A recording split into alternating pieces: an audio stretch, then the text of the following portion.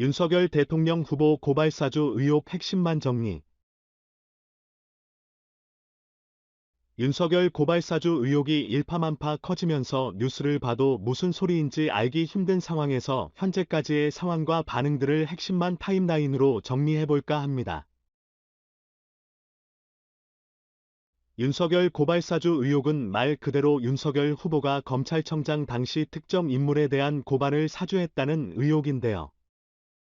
직접 피해를 입었거나 대리 고소권을 인정받은 사람이 직접 신고해야 하는 고소와 달리 고발은 피해자가 아닌 제3자가 수사기관에 신고해 처벌을 요구할 수 있어 이를 악용했다는 주장이었습니다.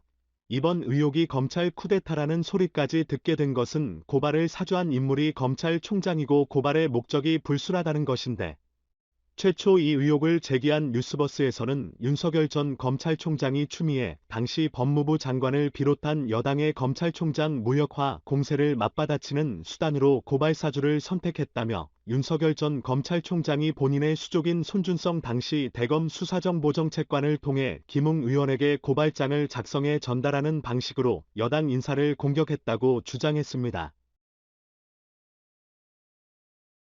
만약 이것이 사실이라면 윤석열 전 검찰총장은 권력남용을 한 것인데요.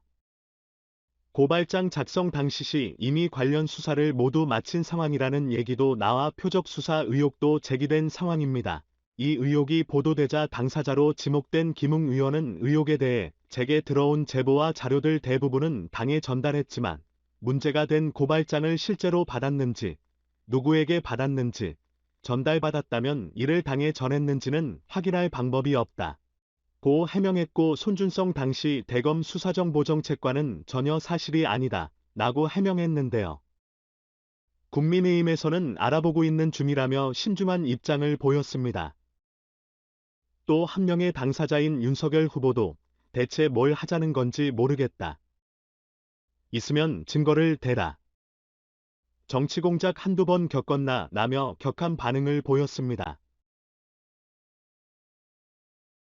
그러면서 제보자에 대한 신경전도 시작됐는데, 김웅 의원은 당시 의원실로 올라오던 자료를 모두 관리하던 직원이 한 명 있었다며 제보자가 누군지 알며 목적이 무엇인지도 알 것 같다는 말을 했고, 국민의힘 측에서도 국민권익위에서도 제보자로부터 신청 들어온 게 없다고 하는데 대검 감찰부가 무슨 권한으로 제보자를 공익신고자로 발표하느냐, 며 정부 차원에서 제보자를 지키려는 하는 것이 아니냐는 의혹을 제기했습니다.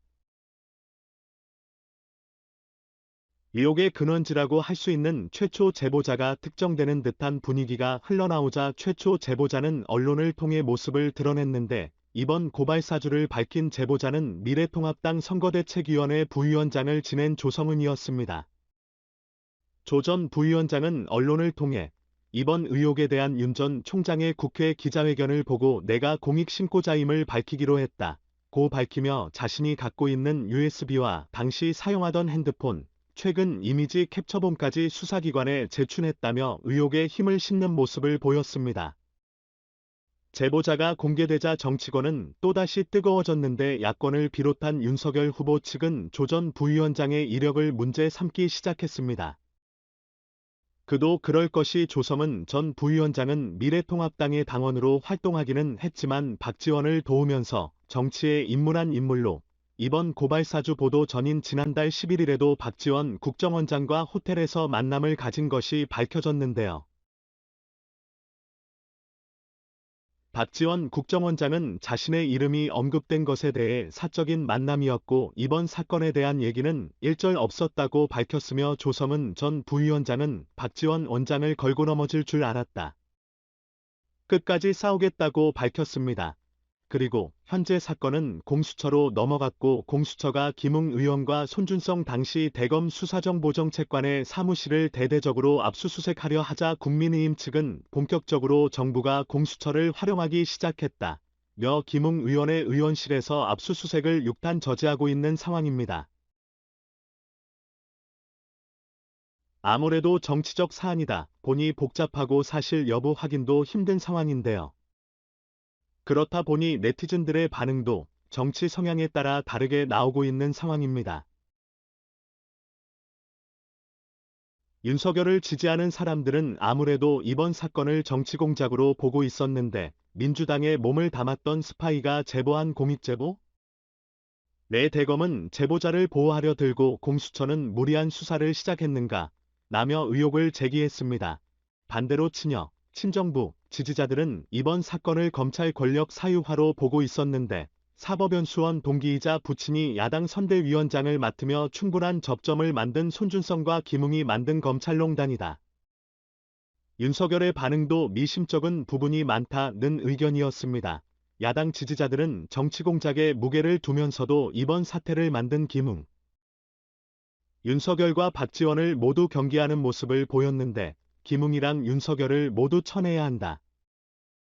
박지원은 유승민, 김무성이랑 손잡고 정권까지 뒤집어 엎더니 어디까지 손을 뻗칠 참인지 유승민, 이준석도 이걸 믿고 윤석열을 쳐낼 수 있다는 자신감을 보인 것이가 등의 반응을 보였습니다. 법무부, 정부와 갈등이 있었던 검찰총장. 그 검찰총장이 정부와 여당을 공격하기 위해서 고발사주를 선택한 것인지 아니면 자신과 적대적 관계를 유지했던 검찰총장을 마지막까지 죽이기 위한 정부 여당의 마지막 공작인지는 더 밝혀져야겠지만 이번 일로 둘 중 한 곳엔 칼바람이 불 것 같습니다.